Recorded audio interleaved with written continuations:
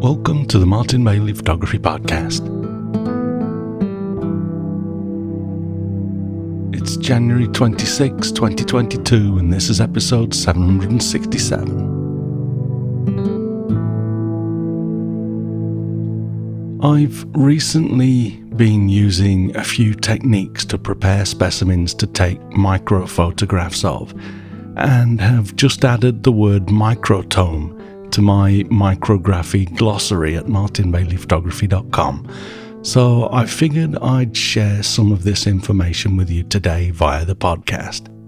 It's still young and doesn't have that many entries, but if you are interested in microphotography, you may find my glossary useful. But nothing is useful unless you know it exists. Almost a year ago now, when I started to make photographs with a microscope, in the spirit of sharing what I'm learning as I learn it, I started working on a glossary. It's as much, if not more, for my own purposes than anything else, but I linked it to the micrography menu that I added under the posts menu at the top of the website. With just 4 entries now that I've added Microtome, the M category is in first place, with the S category at 3 entries in second place. But the S category has a higher word count, so it's not worried about falling behind. As you can see from the screenshot that I've embedded in the post at mbp.ac/767, I'm adding various terms, but also included a number of stains that I'm using. So we'll touch on much of this today in my continued microphotography series. So if you are like me and had little to no experience with microscopes, you may be wondering what a microtome is. I first heard this word about 8 months ago as I started to learn how to prepare my own plant specimens for the microscope. A microtome is basically a tool to cut thin sections of your specimen so that they can be studied and, in my case, more importantly, photographed under the microscope.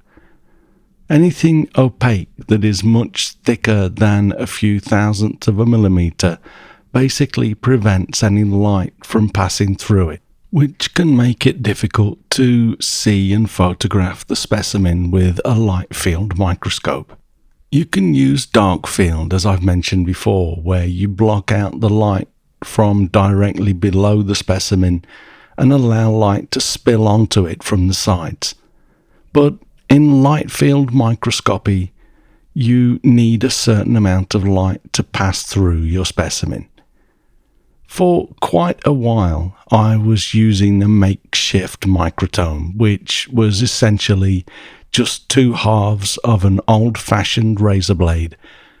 If you place your specimen, say for example the stem of a plant, on a piece of foam in water and then cut it with 2 halves of a razor blade pressed together, you will essentially find yourself with a very thin section of the plant between the 2 blades.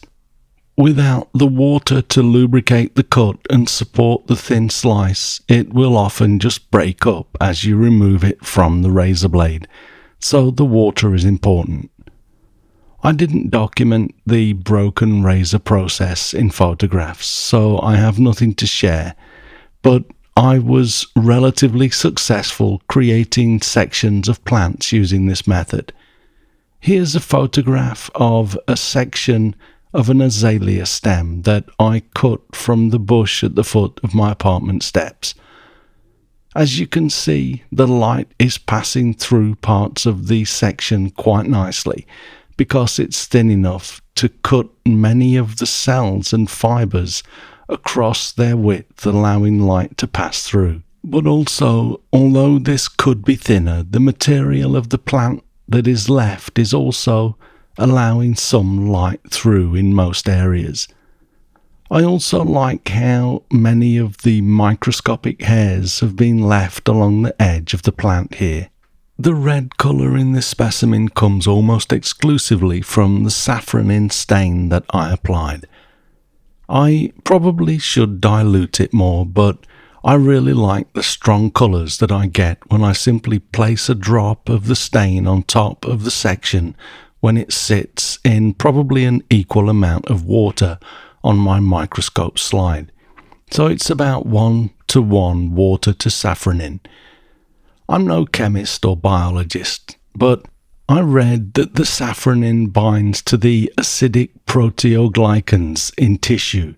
So although I'm guessing here to a degree, I imagine this is why it strongly stains the starch sheath or the endodermis, which is the bright red line that you see running up the middle of the photograph. The problem with using two razor blades is that even though you hold the dull end of the blades, you still end up with lots of little cuts on your fingers, and the thickness is often uneven, with the section getting gradually thicker as the stem is cut.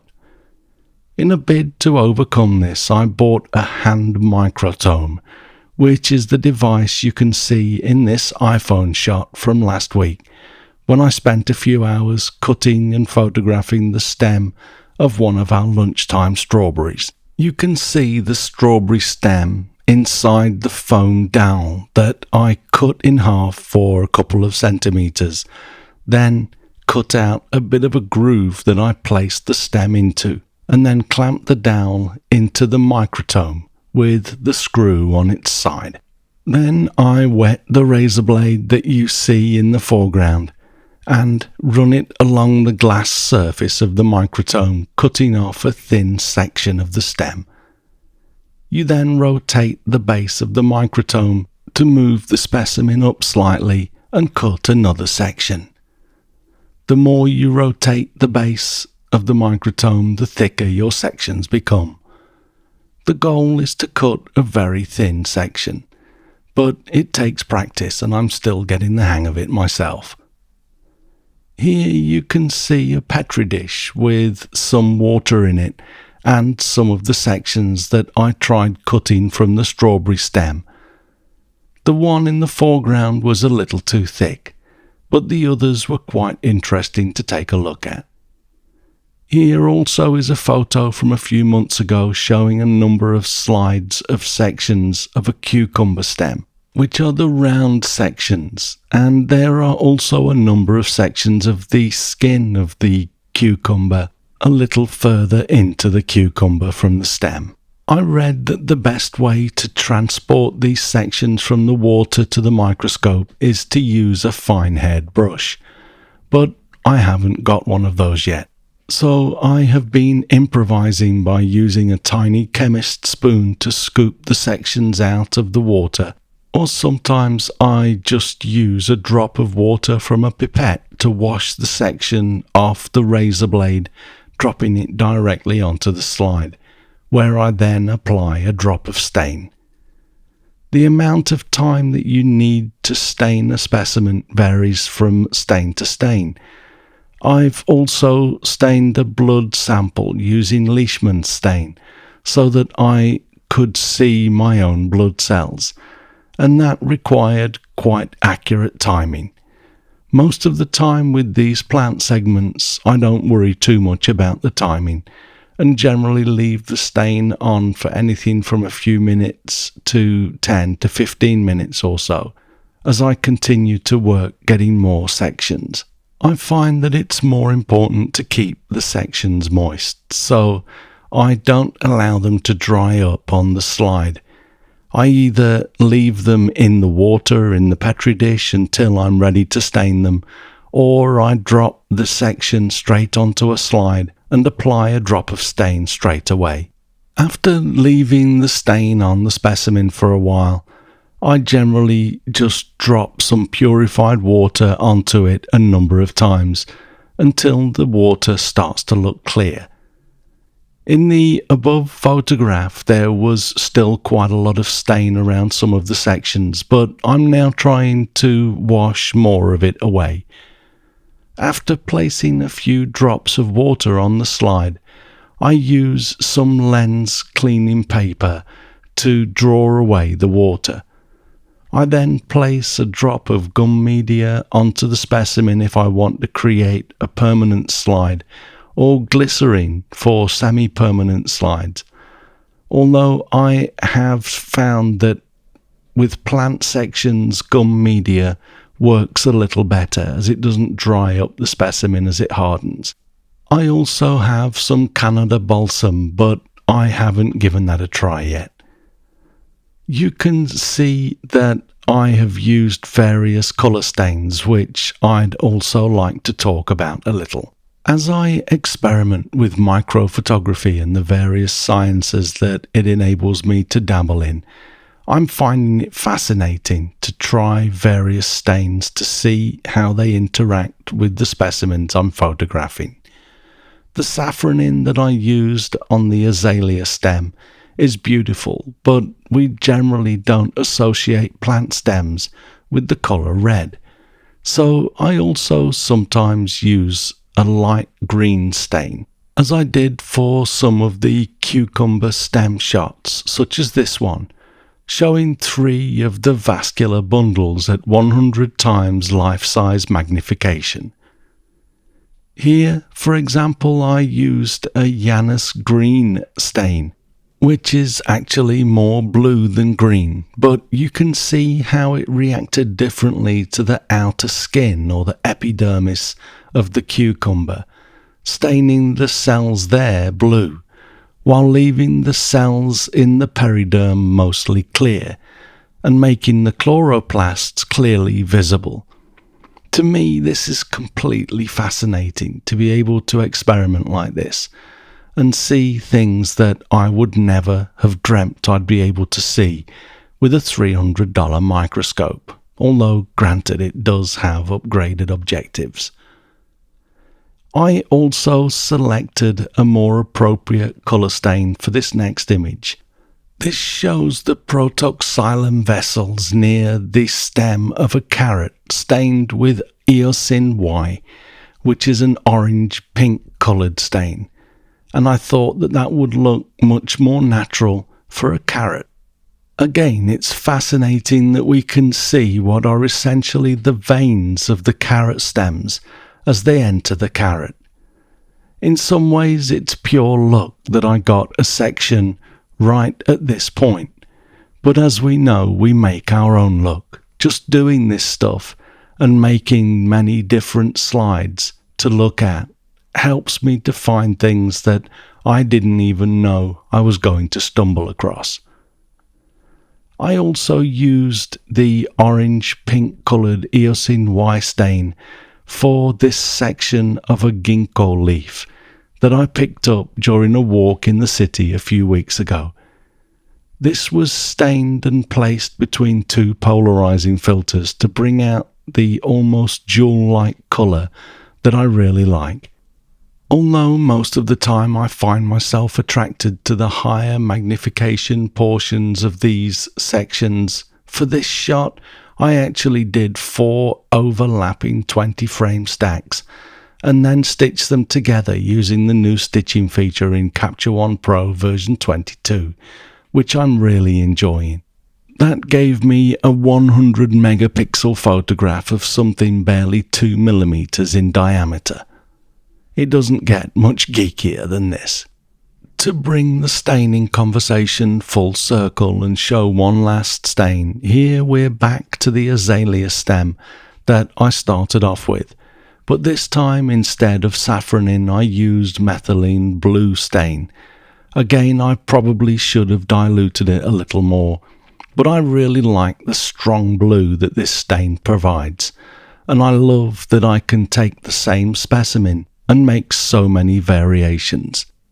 Also, one last thing that I sometimes do is to simply invert the colour of the photograph, as that can be quite effective too.